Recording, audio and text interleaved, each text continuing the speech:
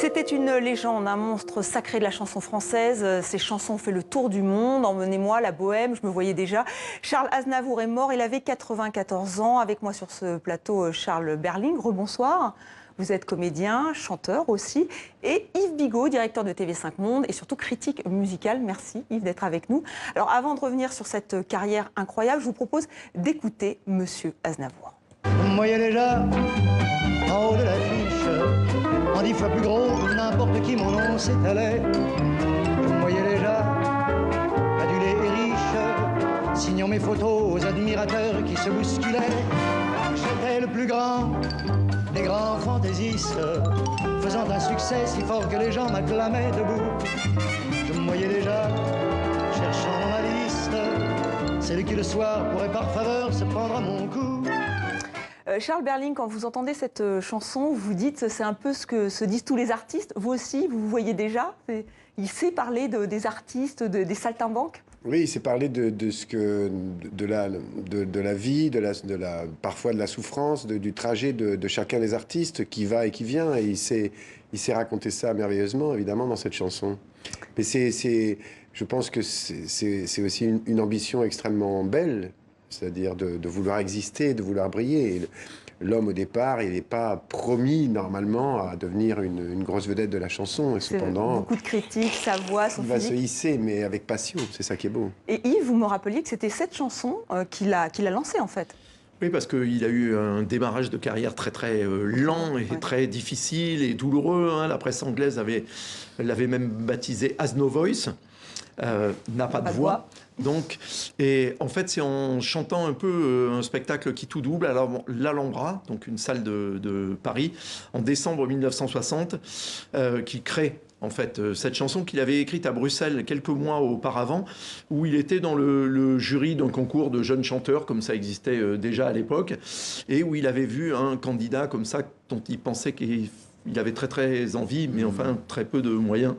Et c'est ça qui lui avait inspiré d'écrire cette chanson. Et donc, il avait ensuite proposé d'ailleurs cette chanson à Yves Montand, qu'il avait refusé en disant les chansons qui parlent de notre métier, ça ne marche jamais. Et à l'Alhambra, c'était la 7e chanson dans son tour de chant à l'Alhambra. Et à la fin du morceau, il entend un silence de mort dans la salle et il se dit, voilà, c'était un peu mon spectacle qui tout double, c'est foutu. Et puis il entend des morceaux, presque il se retourne presque pour partir vers les coulisses, il entend des bruits de siège. Donc il se dit, s'il quitte la salle, c'est fini. Et en fait, pas du tout. Le public se levait pour lui faire une ovation.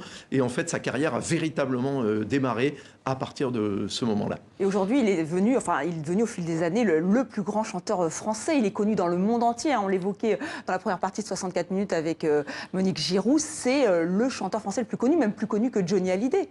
Ah ben, Johnny Hallyday est resté confiné au monde francophone. Charles Aznavour, grâce notamment à 2 de ses chansons, a une notoriété internationale pour ses chansons. Donc Yesterday When I Was Young, qui a été chantée par Elvis Presley, Shirley Bassey, Dusty Springfield, Roy Clark, etc. Et She, qui plus récemment a été numéro 1 en Angleterre par Elvis Costello. Donc vous voyez quelqu'un d'une génération tout à fait différente de celle de Charles Aznavour. Donc ça, ce sont ses chansons.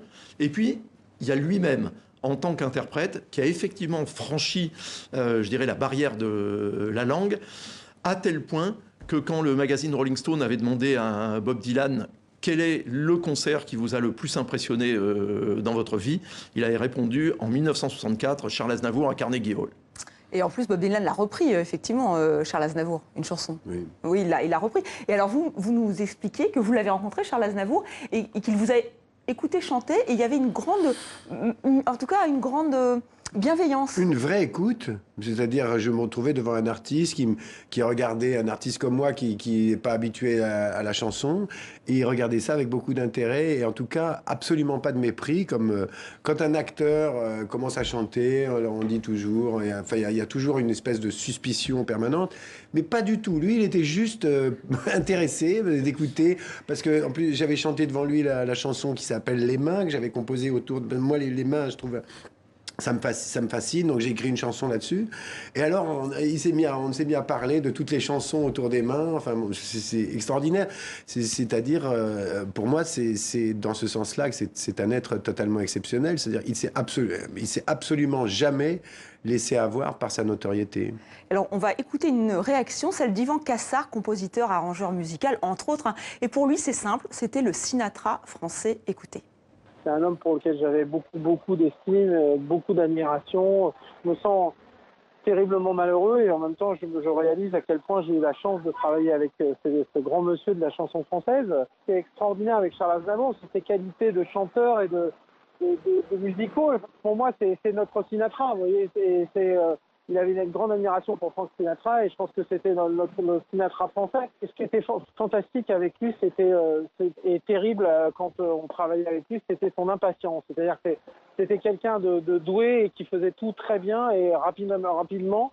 Et donc du coup, vous aviez intérêt à être prêt, intérêt vraiment à être au point quand vous enregistriez avec lui. Et il était pareil dans cette filiation de Sinatra où quand il enregistrait, il aimait enregistrer une fois la chanson, 2 fois, être vraiment dans le geste. Évidemment, c'est lui qui composait les chansons. Quand il venait, qu'il poussait la porte du studio toujours en avance, vous aviez intérêt à être vraiment au point. J'ai eu la chance d'enregistrer la première chanson du premier album de ma collaboration avec lui. Et c'était un piano-voix, donc j'étais plus qu'impressionné et plus que timide.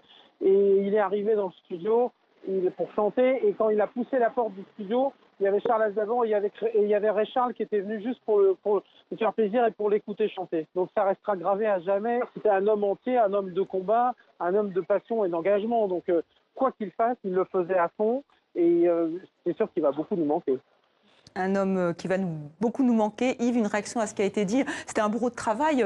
Il espérait encore donner des concerts. Il en avait déjà de prévu. Il devait être à Erevan d'ailleurs. Mais il devait chanter la semaine prochaine, effectivement, à Erevan, donc en Arménie, à l'occasion du sommet des chefs d'État francophones qui se déroulera là-bas. D'ailleurs, il y avait chanté il y a 3 ans pour la conférence ministérielle de la francophonie déjà. Un très bon concert qu'il avait ouvert d'ailleurs sur une très belle chanson à propos des migrants. Et ça nous avait permis de découvrir aussi qu'en fait, il ne parlait que très peu arménien, puisqu'il avait ouvert le concert avec un petit papier sur lequel il avait écrit quelques phrases en arménien. Puis après, il avait dit, voilà, je ne sais vous dire que cela. Mais oui, bien sûr, c'est quelqu'un qui vivait pour son artisanat et surtout qui était très impliqué dans son artisanat, vous le disiez, passionné par l'écriture des chansons. D'ailleurs, il était éditeur de musique, donc ce qui est donc la manière de promouvoir les œuvres aussi des autres et pas seulement les siennes. Donc il s'intéressait vraiment à ce qu'il faisait, à ce qu'il fabriquait quasiment de manière quotidienne. Oui.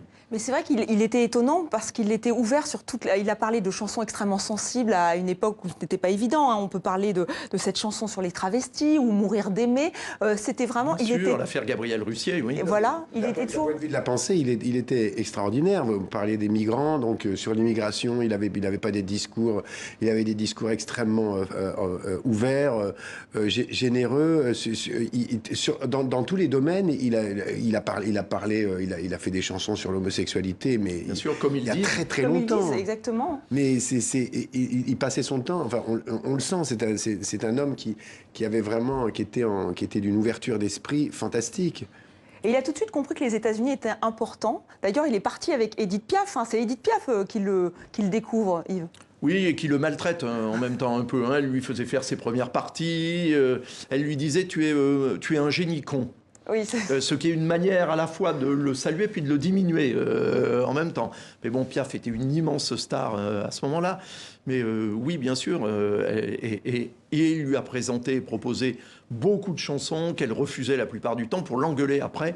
Quand, comme Joël et Dimanche, ça devenait un succès par Juliette Gréco, alors qu'il lui avait proposé préalablement à elle. Et l'année dernière, il a eu son étoile sur Hollywood Boulevard, ce qui était vraiment une preuve, encore une, de son talent, Mais bien sûr, Estelle, parce qu'il y a aussi sa carrière au cinéma, évidemment. Oui. Et alors, je le dis, les téléspectateurs de TV5 Monde vont pouvoir voir dans les 2-3 jours qui viennent, notamment Un taxi pour Tobruk, qui est avec Ne tirez pas sur le pianiste, un des 2 films les plus connus de Charles Aznavour, mais qui en a tourné une petite vingtaine. Et Charles Aznavour qui avait un vrai talent, on l'évoquait avec vous, Charles Berling, même sur scène, il avait ce talent d'acteur aussi, c'était important?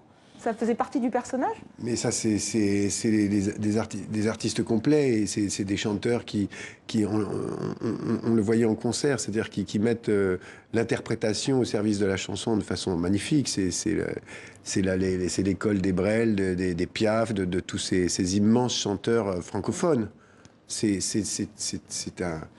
Chaque fois, c'est un miracle, parce qu'ils arrivent à raconter... Au fond, ils arrivent en 3 minutes à raconter une histoire absolument poignante et vous faire chialer. Alors Montréal aussi pleure Charles Aznavour, évidemment. Monique Giraud nous rappelait que le Québec comptait pour Charles Aznavour. Écoutez, elle est chroniqueuse musicale au Québec. On était, en tout cas du moins au Québec, très très fiers de pouvoir dire, et on le redit encore beaucoup aujourd'hui ici dans tous les médias, que Charles Aznavour a débuté avec Pierre Roche ici à Montréal, poussé par Piaf, qu'ils étaient tous les deux allés rejoindre à New York et chanter au Versailles. Elle les avait mis au défi de venir les retrouver. De la retrouver tous les deux, ils étaient très jeunes. Et une fois arrivés à New York, elle leur a dit, bon, ben, allez donc chanter au Québec en français, il y aura des gens pour vous accueillir. Et Roche et Aznavour ont débuté en 1948 ici à Montréal. Donc Aznavour qui a débuté à Montréal et ensuite une carrière internationale. Alors, comment expliquer, je vais reprendre le terme d'Emmanuel Macron, le président français, ce rayonnement unique? C'était son talent de parolier, de mélodiste, ou le fait qu'il couvrait toute la production de ce qu'il faisait? Alors forcément, il y a les chansons, parce que si les chansons ne sont pas là, ça ne peut pas connecter. Mais il y a aussi son originalité, parce que si vous voulez, pour les Américains, l'intérêt de Charles Aznavour, c'est justement qu'il incarnait quelque chose de différent de ce qu'ils sont, et quelqu'un qui ne copiait pas la musique américaine, comme le font souvent les artistes européens. Ce qui était fascinant pour les Américains, c'était justement de voir cet artiste qui incarnait l'idée qu'il se faisait du musical à la française.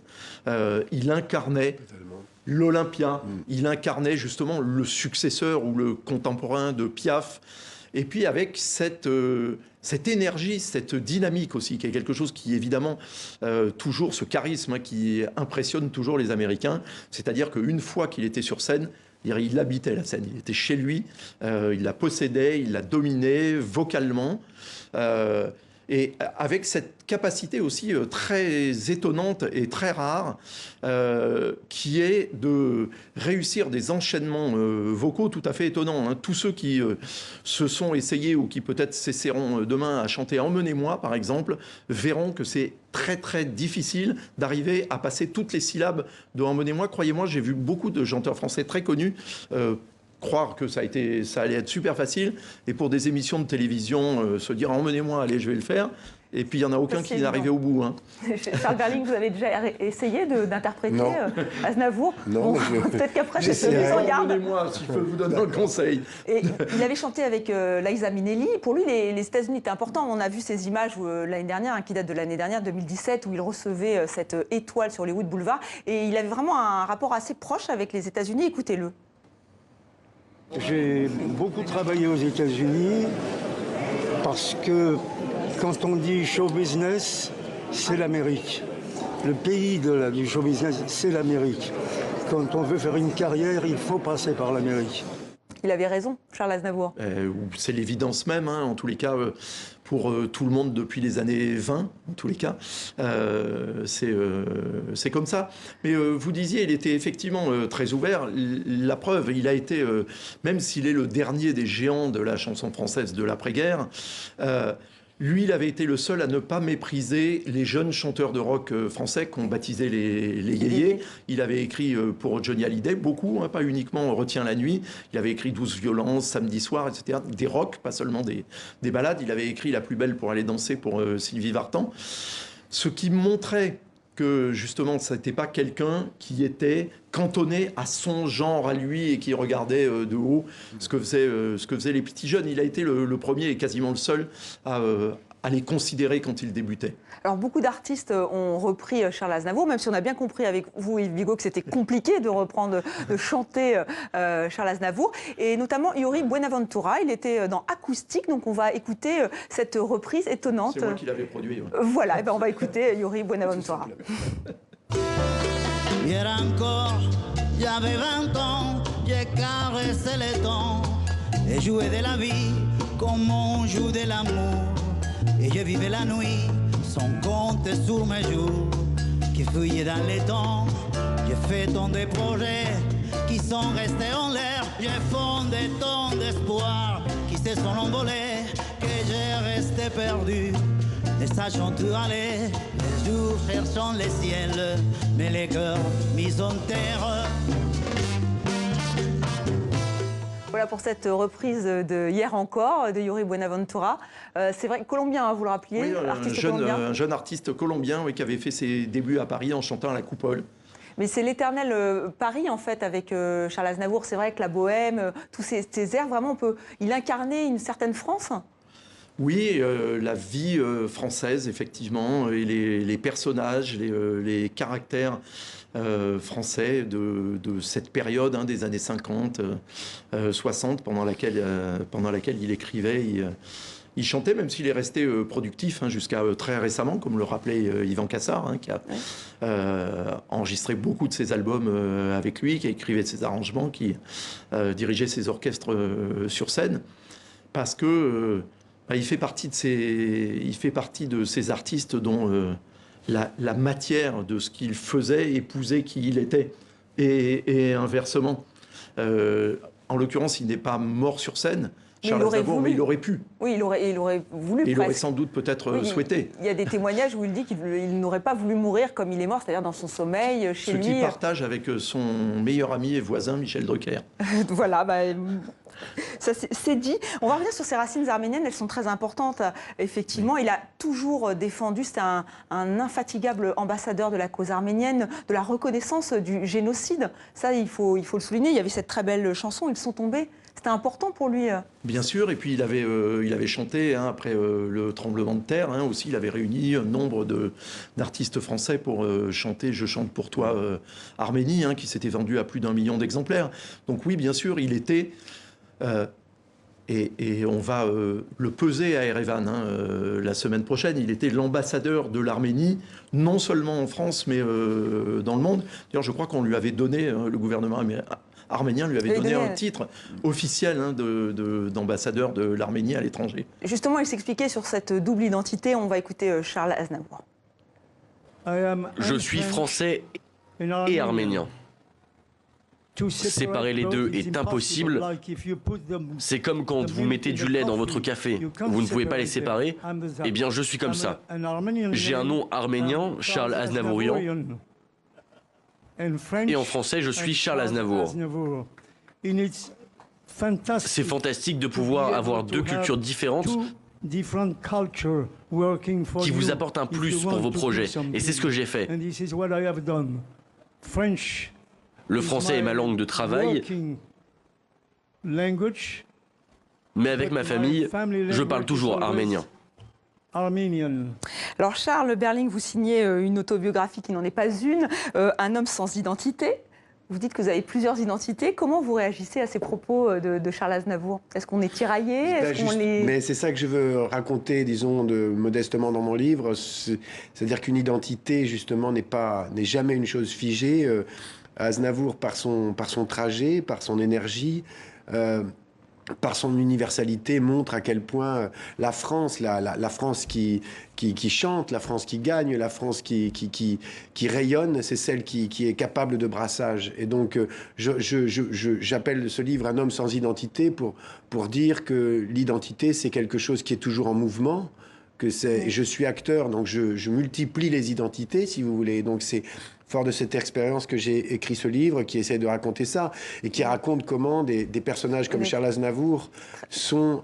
J'essaye de raconter ça aussi parce que c'est vrai que Ils m'ont fabriqué, ces gens. Et je m'amuse dans le livre à dire je suis Charles Aznavour, je suis Beethoven. Nous sommes tous là. Charles Aznavour. Merci Charles Berling d'être venu sur le plateau de 64 minutes. Merci Bigot. Et nous continuons cet hommage à Charles Aznavour puisqu'il était reçu par Patrick Simonin. Je vous laisse en leur compagnie.